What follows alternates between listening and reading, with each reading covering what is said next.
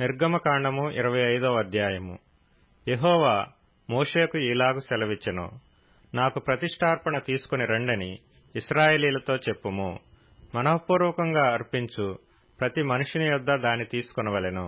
మీరు వారి యొద్ద తీసుకొనవలసిన అర్పణలేవనగా బంగారు, వెండి, ఇత్తడి, నీల, ధూమ్ర, రక్తవర్ణములు, సన్నపునార, మేక వెంట్రుకలు, ఎరుపు రంగు వేసిన పొట్టేళ్ల తోళ్లు, సముద్ర వత్సల తోళ్లు, తుమ్మకర్రలు, ప్రదీపమునకు తైలము, అభిషేక తైలమునకును పరిమళ ద్రవ్యముల ధూపమునకు సుగంధ సంభారములు, లేత పచ్చలు, ఏఫోదుకును పతకమునకును చెక్కు రత్నములు అనునవే.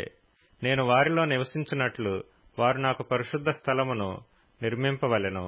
నేను నీకు కనపరచు విధముగా మందిరము యొక్క ఆ రూపమును, దాని ఉపకరణములన్నిటి రూపమును నిర్మింపవలెను. వారు తుమ్మకర్రతో నొక మందసమును చేయవలెను. దాని పొడుగు 2 మూరలున్నర, దాని వెడల్పు 3 మూరెడున్నర, దాని ఎత్తు 3 మూరెడున్నర. దానిమీద మేలిమి బంగారు రేకు పొదిగింపవలెను. లోపలను వెలుపలను దానికి పొదిగింపవలెను. దానిమీద బంగారు జవను చుట్టూ కట్టవలెను. దానికి 4 బంగారు ఉంగరములను పోతపోసి ఒక ప్రక్కను 2 ఉంగరములు, ఎదుటి ప్రక్కను 2 ఉంగరములు ఉండునట్లు దాని 4 కాళ్లకు వాటిని వేయవలెను. తుమ్మకర్రతో మోతకర్రలను చేసి వాటికి బంగారు రేకులను పొదిగించి వాటితో ఆ మందసమును మోయుటకు ఆ ప్రక్కల మీది ఉంగరములలో ఆ మోతకర్రలను దూర్చవలెను. ఆ మోతకర్రలు ఆ మందసపు ఉంగరములలోనే ఉండవలెను. వాటిని దాని యొద్ద నుండి తీయకూడదు. ఆ మందసములో నేను నీకిచ్చు శాసనములనుంచవలెను. మరియు నీవు మేలిమి బంగారుతో కరుణాపీఠమును చేయవలెను. దాని పొడుగు 2 మూరలున్నర, దాని వెడల్పు 3 మూరెడున్నర. మరియు 2 బంగారు కెరూబులను చేయవలెను. కరుణాపీఠము యొక్క 2 కొనలను నగిషీ పనిగా చేయవలెను. ఈ కొనను ఒక కెరూబును, ఆ కొనను ఒక కెరూబును చేయవలెను. కరుణాపీఠమున దాని 2 కొనల మీద కెరూబులను దానితో ఏకాండముగా చేయవలెను. ఆ కెరూబులు పైకి విప్పిన రెక్కలు గలవై కరుణాపీఠమును తమ రెక్కలతో కప్పుచుండగా వాటి ముఖములు ఒండొంటికి ఎదురుగా నుండవలెను. ఆ కెరూబుల ముఖములు కరుణాపీఠము తట్టు నుండవలెను. నీవు ఆ కరుణాపీఠమును ఎత్తి ఆ మందసము మీద నుంచవలెను. నేను నీకిచ్చు శాసనములను ఆ మందసములో నుంచవలెను. అక్కడ నేను నిన్ను కలుసుకొని కరుణాపీఠం మీద నుండియు శాసనములు గల మందసము మీద నుండు 2 కెరూబుల మధ్య నుండియు నేను ఇశ్రాయేలీయుల నిమిత్తము మీకు ఆజ్ఞాపించు సమస్తమును నీకు తెలియచెప్పెదను. మరియు నీవు తుమ్మకర్రతో నొక బల్ల చేయవలెను. దాని పొడుగు 2 మూరలు, దాని వెడల్పు 1 మూర, దాని ఎత్తు 3 మూరెడున్నర. మేలిమి బంగారు రేకును దానికి పొదిగించి దాని చుట్టూ బంగారు జవను చేయింపవలెను. దానికి చుట్టూ బెత్తెడు బద్దె చేసి దాని బద్దెపైని చుట్టూను బంగారు జవ చేయవలెను.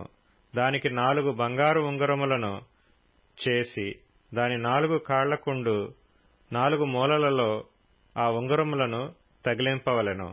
బల్ల మోయుటకు మోతకర్రలు ఉంగరములను బద్దెకు సమీపంగా నుండవలెను.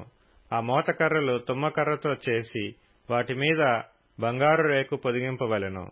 వాటితో బల్ల మోయబడును. మరియు నీవు దాని పల్లెములను, ధూపార్తులను, గిన్నెలను, పానీయార్పణముకు పాత్రలను దానికి చేయవలెను. మేలిమి బంగారుతో వాటిని చేయవలెను. నిత్యమును నా సన్నిధి రొట్టెలను ఈ బల్ల మీద ఉంచవలెను. మరియు నీవు మేలిమి బంగారుతో దీపవృక్షమును చేయవలెను. నకిషీ పనిగా ఈ దీపవృక్షము చేయవలెను. దాని ప్రకాండమును దాని శాఖలను నకిషీ పనిగా చేయవలెను. దాని కలశములు, దాని మొగ్గలు, దాని పువ్వులు దానితో ఏకాండమై ఉండవలెను.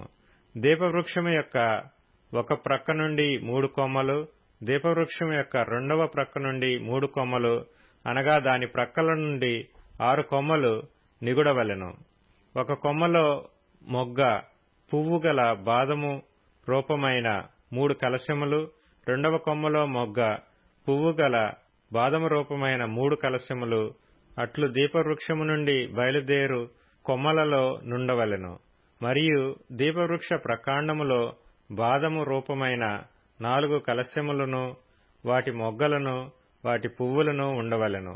దీపవృక్ష ప్రకాండము నుండి నిగుడు 6 కొమ్మలకు, దాని 2 కొమ్మల క్రింద ఏకాండమైన ఒక్కొక్క మొగ్గ చొప్పున ఉండవలెను. వాటి మొగ్గలు, వాటి కొమ్మలు దానితో ఏకాండమగును.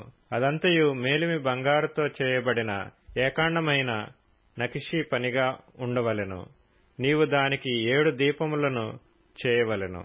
దాని ఎదుట వెలిగించున్నట్లు దాని దీపములను వెలిగింపవలెను. దాని కత్తెర చిప్పయు మేలిమి బంగారుతో చేయవలెను. ఆ ఉపకరణములన్నీ 40 వీసెల మేలిమి బంగారుతో చేయవలెను. కొండమీద నీకు కనపరచిన వాటి రూపము చొప్పున వాటిని చేయుటకు జాగ్రత్తపడుము.